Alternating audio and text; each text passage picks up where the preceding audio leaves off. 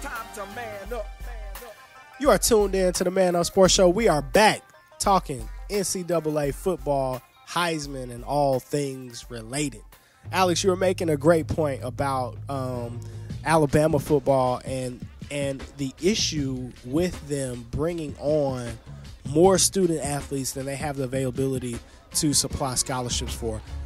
Take us back with that, and let's talk about that a bit. Sure, and there's a really good website that provides oversight into that called www.oversigning.com. But essentially, it's a practice that happens at a lot of schools. Alabama is probably the greatest offender, in which you sign more kids than you can possibly take on, given that you only have 85 scholarships available in football. But you get them on campus. You see who you really want to keep, and then once you've had the benefit of doing that, you quietly force kids out of the program. You give them medical hardships. You let them transfer to other schools, usually in the football, the FCS division instead of FBS. And what you don't really know or follow is what's the academic impact of doing that, of transferring to another school. If you're at Alabama, you're in a specific degree program. Does Middle Tennessee or wherever it is you're transferring to have the same degree program? Is it as well thought of? Do you have the business connections once you're done at Middle Tennessee that you would in Alabama as a former Alabama player? Probably not. So really the point I wanted to make is that this kind of behavior is very auditable. Attrition rates should be audited. The majors that student athletes are in should be audited. And if you're doing something in any of these big-time programs that defeats the notion of student athletes, real student athletes, and a real college education for these athletes, then that should be treated as an offense against what the NCAA should stand for. I think that student athletes should be getting more than a free college education. I think that they should be getting a college education, and that's really what the NCAA should be providing oversight into. I absolutely agree. I think the issue is money. I mean, if I'm not mistaken, a couple of years ago, the SEC had $500 million split in profit sharing. I'm talking about profit, right? That they had that you won't get if they really stand for what they say they're going to stand. So, and that's my stance. If it is going to be a business, it's a business, right? Or if it's going to be an academic institution, be an academic institution, and that's it. I think the NCAA tries to play both sides of the fence depending on who it benefits and when. Well, it's definitely a business. If you look at the scholastic aptitude of your top 150 players coming in, they are far below what the average incoming freshman is. So that means when they get on campus, they're not ready to actually be in college. So the argument that, they're there to get an education, they're not taking the time to get these student athletes up to speed. They're getting them up to speed on the playbook, getting them up to speed to play.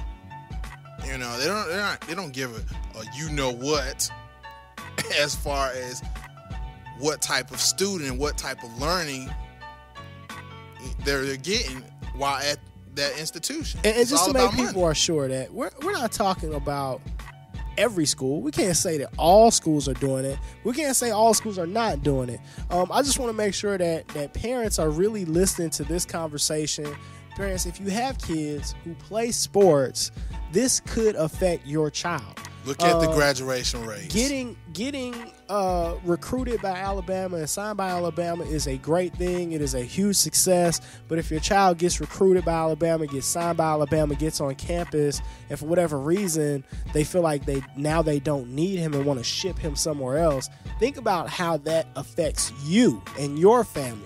Right? You signed to go to Alabama for a reason. Now, I'm sure if you were able to get on Alabama signing list, then there were other schools that were after you as well. After they've had you on campus and worked you out and figured out all the stuff and then decide they don't need you, who else is there? Maybe your best chance is gone at that point. I know a young man who signed with Alabama coming out of high school a couple of years ago from the Atlanta area, and he was one of the top linebackers in the nation. He hasn't seen the field yet. He could have went to another school where it wasn't so much competition. He could have been playing. Right. I'm pretty sure he had NFL dreams, but true talent shines through. And parents really also need to consider the fact that a very small percentage of kids who play college football ever make the NFL. That's right. And of the ones who do, a high percentage of players are broke within a year or two, or at most 3 years. Same conversation we've had numerous times on this show. Absolutely. I'm wanting to get this conversation out as an education piece to parents, that you have to look at the complete picture and the entire picture when you're talking about your child and their hopes and their dreams as far as playing, whether it's basketball or football, at a top school. You have to understand what the recruiting practices are. You have to know your child is a child that is too young to make that type of decision completely and utterly alone. Yeah, he's just going to go by whose helmet looks nice and right. What kind of shoes they wear. The fact that adults are recruiting him, and it's the adults that make this a slippery slope or treacherous ground, not the kids. So much pressure and spotlight has been put on the kids in these situations, just like Cam Newton and Reggie Bush and many others, but it's the adults. It's the people who are offering the money, the people who are taking the money are adults. It's those things. I just read about a kid who was suspended and couldn't play in a game because he took a ride in a golf cart across campus. What? From an adult. It's the adults in this situation that put you on a slippery slope. So parents, you have to be involved in your child's recruiting process. You have to be involved. I'm outside of sports, just their college choice, period. You have to do the research to make sure that the degree program that they're going after, that they're setting themselves up to be able to step into the workforce after they graduate and not taking something empty degree field. I work with people every day who have kind of general type majors who just have a very expensive receipt that they went to college and can't do anything with that the education that they got. Parents, you have to be involved and you have to understand what happens behind the curtain of sports.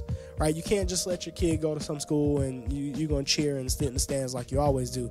Know your coaches, know their background, know their history. Have they ever had any NCAA violations? Who do they run with? Does Worldwide West sit on the sideline in every game? Worldwide West. You have to know those things. If you don't know who he is, Google him. Google, dude. Please do.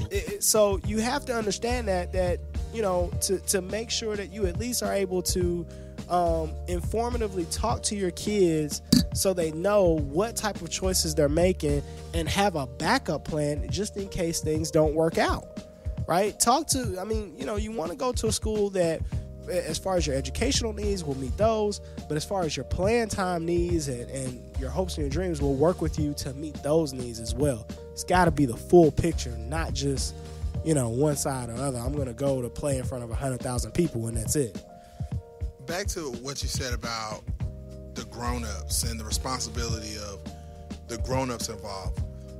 In the Cam Newton situation, why is Mississippi State just now telling after Cam Newton beat them and he's this big sensation? I mean, as soon as that happened, they should have reported it. They should be fined or something. Lose a scholarship, something. Now, here's the thing that gets me. They said that they did report it to the SEC, I'm wondering if they did. Right, I'm not going to say they didn't. What happened? What happened to it? Why are we just now hearing about it? If you reported this in January of last year, why did the story just now break? And we were 7 games into the season after that. It's normally not the kids. It's the kids who are painted by the media as selfish, as attention hogs or whatever. But it's oftentimes, once you peel back the layers, the adults that are involved in the situation, I mean, you think they would messy. Auburn played Mississippi State early in the season. They should have been. That's all they should have been talking about before the game. Hey man, this dude cheated. He about to beat us. I agree. Drop a dime on him. I agree. I don't like that. I'm about to drop a dime on what this. But it's one of those things that makes it very difficult to navigate and work with, and it's also what makes it difficult when people talk about if college players should be paid or not. It's because it's so much that goes on. It's like a huge minefield that nobody wants to touch. People just say no, they're getting enough already, because at some schools they're getting way more than they should get, but at other schools they're not getting anything because it's not regulated, it's not audited. Coaches, Big Wes and I did a show weeks ago about our top 5 or 10 coaches that we wouldn't let our kids play for, and most of those coaches that we chose were coaches who previously cheated or paid players or took shortcuts and all of that. We know that because we're so into the game, but as a parent who just watches because their child plays it, you really have to do some digging and research to figure out if that's the best move for you.